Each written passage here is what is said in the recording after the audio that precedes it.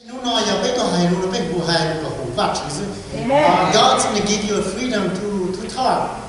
Thầy có là sao nó sáng trai có cái giờ cái chỉ giờ này vì có một chuyện nó giờ chúng ta mà thằng bé tôi nó bé chụp hình gì bé là chụp nó bé chụp hình gì thì cái nhau chỉ là chuyện này mua lo mà rồi nữa tôi mà một cái tiền cũng chỉ sáu rồi đó thì sáu rồi bên nó có thể nhau chỉ là chuyện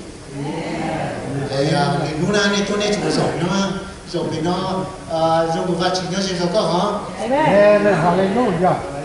Mấy lúc sau thấu mà tôi bị rồi là sao vậy? Ta sử dụng mấy nút có giá trị rồi bên nó, tôi có giá trị rồi bên nó, mấy nút có giá trị rồi bên nó, ta sử dụng chỉ là chân thì tôi chơi, ta sử dụng giá bên nó chỉ là chỉ thấu xứ hai lù, rồi nhà tôi cũng share được cái lọ từ hôm nay nữa. Hallelujah. Nằm cũng thấy lọ là sẽ chờ dùng bé nó sẽ có chạy cũng bé chậu thế, chờ dùng bé là phải chơi hàng lùn đau đó. Hallelujah. Cú trong xe hay là nó nào cũng chụp bỏ tu thì nó này như sáu tao với từng chiếc xe mà hai lù thì nó rồi cũng bỏ chỉ cho sang gì trong xe cái này chỉ là bắt tới chỉ keep it up okay if you do something else I will say otherwise but you can not stand up here talk about God cũng toàn chỉ muốn dạng này tôi nói hallelujah God is so good I mean we are free in here bên nhau nó bên lúc xe cả hình sự tại vì tôi nói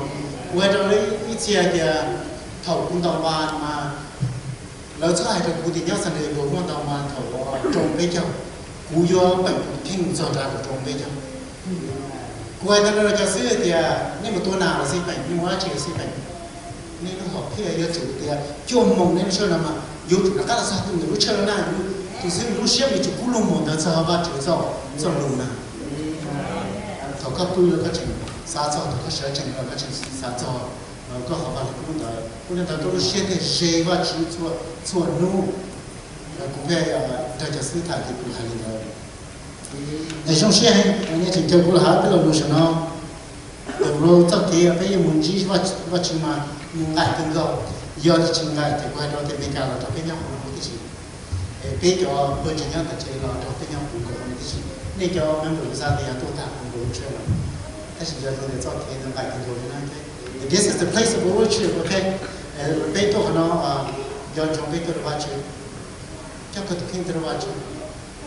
Mo da chi ne cho da che ta si. Lai ti la dia mo mo ta ku ti ta ku dia mo ka ta ku ti la che. Lai ti la dia ku je zhe nyao. Lai de ga dia to jiu mo za kwa mo da ku ai de ku je pon chen dia. Ni jiu sao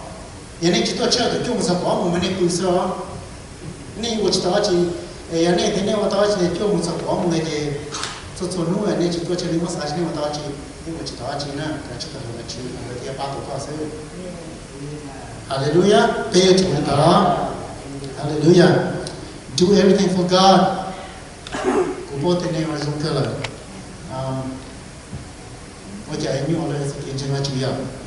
cái chỉ cho nhau cho nên của vật thực tế nó có ta chỉ nó cũng sợ thì mình sợ là vấn đề tôi sợ là cái chưa đã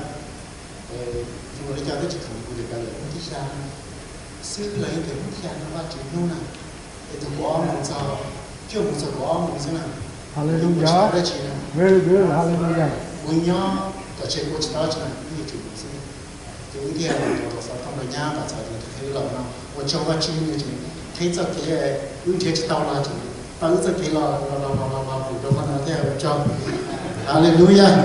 哈利路亚，我对人说我就先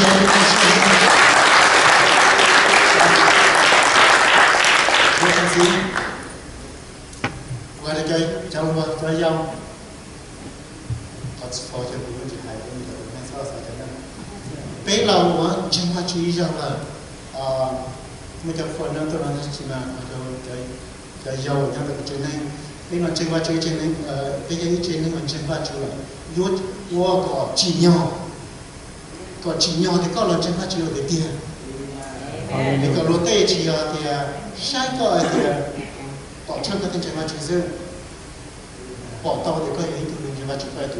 bỏ là cái tiền